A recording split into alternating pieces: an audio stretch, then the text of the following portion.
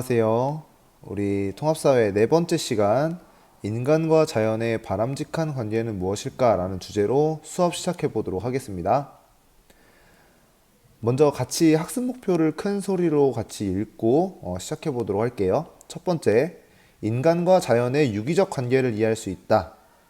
유기적 관계라고 하는 말은요, 인간과 자연이 서로 연결되어 있어서 한 부분의 변화가 다른 부분의 변화에 영향을 준다. 이 정도로 이해하시면 될 것 같아요. 쉽게 얘기해서 인간과 자연은 독립되어 있는 관계가 아니다. 서로 연결되어 있고 영향을 미치는 관계다라고 하는 이야기라는 것을 알아두면 좋을 것 같습니다. 두 번째, 인간과 자연의 바람직한 관계를 말할 수 있다. 자, 첫 번째 학습 목표에서 이 둘이 연결되어 있다라는 얘기를 했습니다. 그렇다라고 하면 한 부분의 변화가 다른 부분에 영향을 미치기 때문에 서로에게 긍정적인 영향만을 줄 수 있는 그런 바람직한 관계는 어떤 방법들이 있는지에 대해서 알아보도록 하겠습니다. 자, 이번 차시 미리 보기는 다음과 같을 것 같아요. 인간과 자연의 유기적 관계에 대해서 알아보고 인간과 자연의 공존을 위한 서로의 노력에 대해 학습해 보도록 하겠습니다. 자, 내용 정리입니다. 인간과 자연의 바람직한 관계는 무엇일까? 자, 인간과 자연의 유기적 관계라고 되어 있죠. 인간은 생태계의 일부라는 내용이 나와 있어요. 생태계는 일정한 상태를 유지하려는 항상성을 지닌다. 항상성은 그 상태를 유지하려고 하는 성질을 이야기하는데요. 뭐 예를 들면 온도가 너무 높은 물체가 있다. 시간이 지나면 어떻게 돼요? 예, 체온이라든지 아니면 물체의 온도가 서서히 방출되면서 차가운 그 원래의 상태로 돌아가려고 하는 성질을 가지고 있죠. 또 어느 전 지구적으로 봤을 때 어느 한 부분에 열이 너무 가중된다. 굉장히 좀 높은 고온 현상이 지속된다라고 하면 태풍이라고 하는 열대성 저기압 시스템을 통해서 그 저위도에 모여 있는 열을 고위도로 옮겨준다라고 하는 그런 지구 시스템도 우리가 한번 학습을 해본 적이 있습니다. 이로 미루어 봤을 때 생태계라고 하는 거는 어떤 뭐 아예 영혼이 없고 우리 주위에 당연히 존재하는 그런 물체들의 집합이 아니라요. 어떤 하나의 시스템이고 시스템이 정상적으로 돌아가게끔 하는 상태를 유지하려는 그런 성질을 지니고 있다는 것을 알 수가 있어요. 자, 그리고 인간은 그 생태계의 일부죠. 우리도 수많은 척추 동물 중에 하나입니다.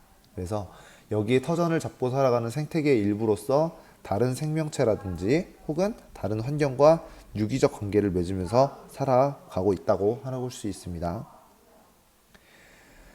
자, 인간과 자연의 관계. 지구상의 모든 생명체는 서로 밀접하게 연관이 되어 있죠. 그로 인해서 그 인간 또한 지구상의 생명체이기 때문에 자연과 서로 영향을 주고받는 관계라고 볼 수 있습니다. 그래서 인간이 자연을 파괴하거나 혹은 훼손하게 되면요, 그 피해는 인간이 자연에게 일방적으로 가하는 피해가 아니에요. 반드시 그 피해는 인간에게 되돌아올 수밖에 없습니다.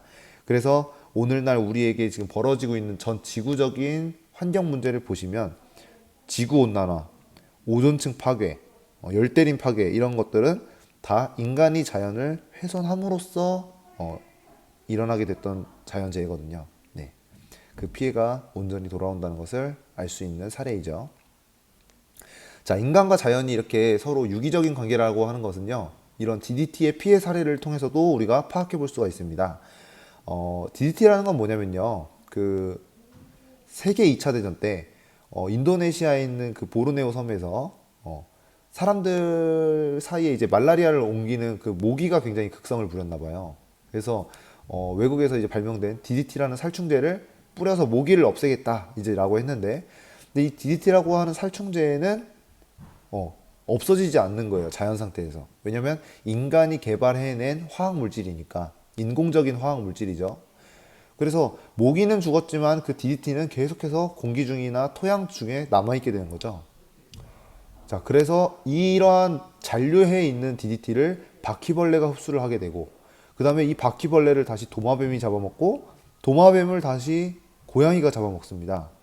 자, 그리고 이 고양이가 이제 계속해서 DDT에 중독돼 가지고 죽다 보니까 오히려 이제는 쥐가 또 많아지는 거예요. 천적이 없으니까.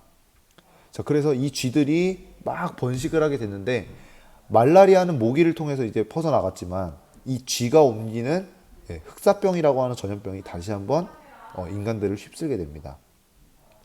자, 인간이 DDT라고 하는 인공 살충제를 투입함으로 인해서 그 피해가 다시 온전히 인간에게 돌아오고 있는 것을 목격했죠. 그래서요, 나중에 이 해결 방법도 굉장히 인공적입니다. 쥐들의 천적인 고양이를요, 낙하산에 매달아 가지고 이 섬에다가 투하하는 그런 작전을 펼쳤다고 하네요. 자, 자연을 인간이 한번 잘못 건드리게 되면 어떤 커다란 피해로 인간에게 돌아오게 되는지를 우리가 이 사례를 통해서 한번 학습해 볼 수가 있었습니다. 네. 자, 그다음 그렇다라고 하면 이렇게 서로 간의 유기적 관계로 이어져 있는 인간과 자연은 어떠한 관계로서 서로에게 영향을 미쳐야 바람직할까라고 하는 겁니다. 자, 우리 지난 시간에 인간이 자연을 바라보는 관점 두 가지에 대해서 배웠습니다. 네, 하나는 인간 중심주의 자연관이었고요. 하나는 생태 중심주의 자연관이었어요. 인간 중심주의는 말 그대로 인간에 조금 더 초점을 둔 자연관이고요. 자연을 개발할 수 있는 존재 혹은 이용해야 하는 존재로 봤죠. 인간의 이익을 위해서. 그 다음에 생태 중심주의 자연관은 인간의 이익은 아무래도 상관없고 무조건 생태적인 가치에만 초점을 맞춘 그런 자연관이라고 했습니다. 자, 우리 인생을 살다 보면 그렇죠. 뭐든지 극단적으로 한쪽에 치우친 사고방식은 좋은 것이 거의 대부분 없습니다. 그래서 어느 한쪽으로 치우치기보다는 이 둘을 적절하게 조합해서 장점만을 취하는 그런 태도를 가지고 자연을 바라보아야겠다라고 하는 것을 알 수가 있습니다. 자, 그러면 이러한 공존을 위해서는 구체적으로 어떤 노력들이 필요할까요? 먼저 개인적 차원에서 우리가 일상생활을 살아감에 있어서 개인적 차원에서 할 수 있는 노력은 어떤 것들이 있느냐? 일단 환경을 좀 우리와 연결되어 있고 우리가 좀 잘 보존해야 된다라고 하는 그런 가치관을 가지고 있어야겠죠. 그 다음에 이 자연은 우리 세대에서 다 쓰고 끝나버리는 것이 아니에요. 우리 뒤에 태어날 후손들도 똑같이 살아가야 하는 그런 삶의 터전이기 때문에 그런 후손들에 대한 책임의식을 가지고 있어야겠죠. 그리고 일상생활에서도 자연 보호를 위해서 여러 가지 실천을 하는 노력들을 기울여야 되겠습니다. 예를 들면 선생님 같은 경우에는 편의점에 가서 우유나 뭐 야식 같은 걸 이제 사 먹을 일이 많아요. 간식이라든지. 그러면 추가 요금을 내지 않아도 대부분 비닐봉지에 이렇게 담아주려고 하시거든요. 선생님은 그때마다 제가 들고 갈 수 있으니까 비닐봉지 주지 마시라 이렇게 이야기를 드립니다. 왜냐면 솔직히 그 비닐봉지가 큰 것도 아니에요. 되게 작은 건데 내가 손으로 충분히 들 수 있는데 그 약간 집으로 가는데 1분밖에 안 걸리는데 그거 편하자고 비닐봉지를 써버리면 지구상에는 또다시 비닐봉다리가 하나 느는 거죠. 그래서 선생님은 일상생활에서는 좀 비닐봉지 같은 거 사용 줄이고 마트에 갈 때는 장바구니 같은 것들을 많이 들고 다니려고 노력을 하고 있습니다. 그리고 요즘에는 텀블러 이용하는 사람들도 되게 많아졌죠. 왜냐면 커피 전문점, 카페 같은 데 가면은 테이크아웃 잔이 대부분 다 플라스틱이잖아요.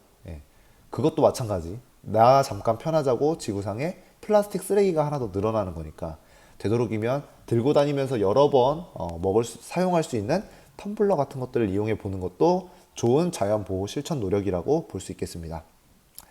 자, 두 번째로 조금 더 넓혀서요. 사회적 차원에서 보게 되면요. 자연과 인간의 공생을 중시하는 사회적 인식, 즉 생태학적 사고와 가치를 확대할 필요가 있다라고 하는 거죠. 그 다음 자연과 조화를 이루는 개발을 하기 위해 노력해야 된다. 이전까지는 이제 인간 중심주의 자연관에 입각해서 개발을 해왔기 때문에요. 어떤 뭐 도시를 만들거나 공장을 세우거나 할 때 있어서 어떤 생태적 가치는 거의 고려가 되지 않았었어요. 그냥 무조건 최대한의 이윤을 창출할 수 있는 인간을 위해서 그런 것들만이 고려되었기 때문에 이제는 그런 생태적 가치에 주목할 수 있는 개발을 할 필요가 있다. 생태도시라든지 혹은 느림의 미학을 추구하는 우리 목포도 얼마 전에 지정이 됐죠.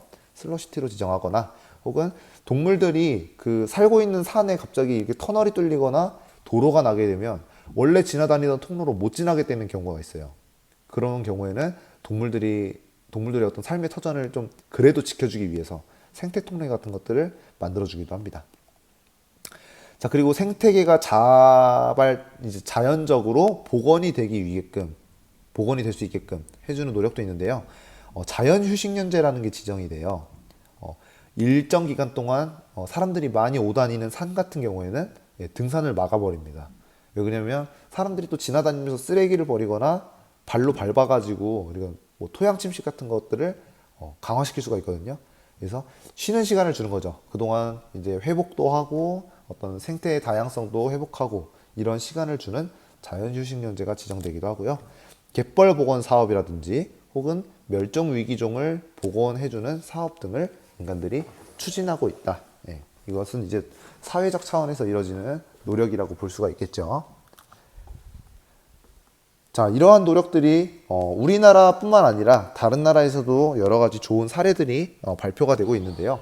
우리는 이번 영상에서 독일의 갯벌 복원 사업에 대해서 한번 보도록 하겠습니다. 영상 한번 같이 보실게요.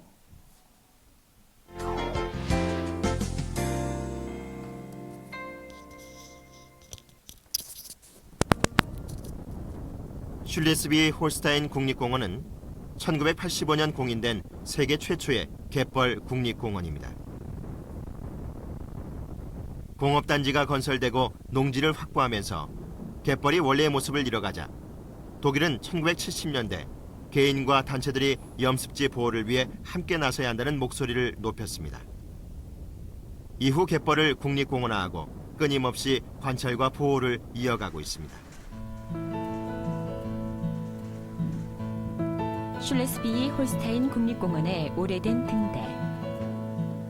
슐레스비 홀스타인은 연간 2천만 명의 여행객이 찾는 관광 명소입니다. 하지만 관광객 역시 갯벌 생태계 파괴의 주 원인.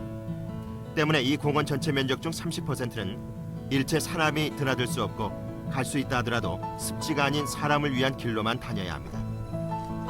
또 50여 명의 안내인들이 관광객을 통제하는 한편 전문가들 역시 정기적인 모니터링을 해서 자연 훼손을 최소화하고 있습니다. 슐레스비 홀스타인 갯벌 국립공원 크리스티안 가티의 원장. 슐레스비 홀스타인 갯벌 국립공원은 갯벌 보호소, WWF, 독일 자연보호단체와 같은 NGO, 그리고 자원봉사자들과 연계해 일하고 있습니다.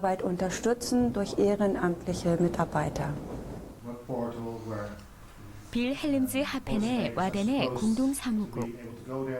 독일, 네덜란드, 덴마크가 와덴을 보존하기 위해 1987년 설립한 공동사무국. 각국의 자연과학과 사회과학, 사회경제학 전문가들로 구성돼 갯벌 생태계를 체계적으로 연구하도록 지원하고 있습니다.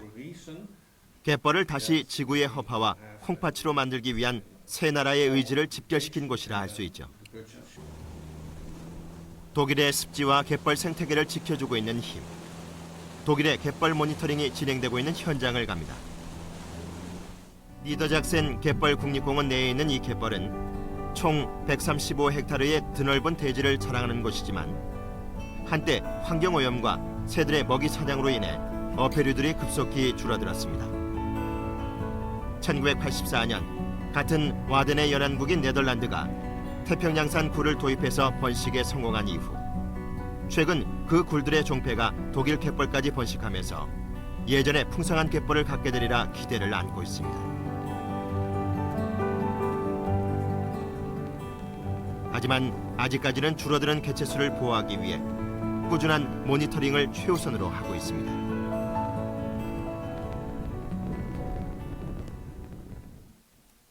네, 영상을 잘 살펴봤습니다. 갯벌이라고 하는 거는 우리나라에만 있는 줄 알았죠. 네, 세계적으로도 여러 곳에 갯벌이 위치하고 있는데요. 갯벌을 이제 무분별하게 개발하다 보니까 이 갯벌이 가지고 있는 어떤 생태적 가치를 몰랐던 거죠, 그때는. 어떤 자정 능력이라든지 생태계의 다양성, 이런 여러 가지 가치를 지니고 있는 공간인데요. 갯벌은 그런 것들을 이제 인식하지 못하고 섣불리 개발하기 굉장히 좋은 지형입니다. 그래서 그러한 가치를 뒤늦게 깨닫고 뭐 여러 국가들이라든지 혹은 시민단체, 비정부기구라고 하죠, NGO, 이런 여러 가지 단체들이 모여서 그런 생태적 가치를 복원시키고자 하는 노력을 영상을 통해서 알아볼 수가 있었습니다. 자, 그리고 우리나라에서는요, 이런 이게 벌어지고 나서 복원을 하는 것은 시간도 많이 걸리고 또 비용도 많이 소모되잖아요. 그래서 우리나라에서는 이런 환경적이거나 혹은 생태적 부작용을 사전에 좀 예방하는 제도가 있어요. 어떤 사업을 벌리거나 할 때, 대규모 개발 사업을 할 때요, 자연 환경에 어떤 영향을 미치는지를 교수들이라든지 혹은 전문가들을 파견해서 사전 조사를 합니다. 그래서 평가를 해가지고 어떤 환경에 미치는 영향을 최소화하고 그다음에 환경 파괴 방지책을 미연에 마련하고자 하는 그런 제도가 현재 우리나라에서는 시행이 되고 있어요. 대규모 사업을 벌일 때는 의무적으로 이 환경 영향 평가를 정부에서 받아야 합니다. 네. 자, 여기까지 학습을 해봤고요. 확인 학습하면서 마무리해 보도록 하겠습니다. 첫 번째, 인간은 생태계의 일부로서 다른 생명체와 환경과 어떤 관계를 맺으며 살아가고 있었어요? 네, 서로서로 영향을 주는 유기적 관계를 맺으며 살아가고 있었죠. 두 번째, 다음 내용을 읽고 맞으면 O표, 틀리면 X표입니다. 1. 인간이 자연을 파괴하면 그 피해는 인간에게 되돌아온다. 맞죠? 유기적 관계니까요. 두 번째, 인간은 자연 없이 살아갈 수 있고 자연 또한 인간의 영향을 받지 않을 수 있다. 서로 유기적 관계이기 때문에 뗄래야 뗄 수 없는 관계라고 했습니다. 세 번째, 인간과 자연의 공존을 위해서는 자연과 인간의 공생을 중시하는 사회적 인식을 확대하고 자연과 조화를 이루는 개발을 실천해야 한다. 자, 이런 개발의 사례로는 아까 봤던 슬로시티라든지 그다음에 또 뭐가 있었어요? 생태도시 이런 것들이 있었죠. 네, 5가 되겠습니다. 자, 이번 시간은 마무리해 보도록 하겠고요. 그 다음에 여러분들에게 과제가 또 있습니다. 우리 교과서 57페이지에 보시면은요. 자, 57페이지고요. 코끼리 똥을 가지고 종이를 만드는 그런 사례가 나와 있어요. 스리랑카의 사례인데요. 그 페이지에 있는 주제 활동을 문제 1번과 2번을 풀어서 구글 클래스룸 강의란에 댓글로 달아주시면 그게 이번 시간의 과제가 되겠습니다. 여러분들의 어떤 창의적인 생각 자유롭게 표현하면서 댓글에 달아주셨으면 좋겠습니다. 네, 다음 시간에는 환경 문제의 해결을 위한 노력 그리고 환경 문제에는 어떤 것들이 있는지에 대해서 알아보도록 할게요. 이번 시간은 여기서 마치도록 하겠습니다. 수고하셨습니다.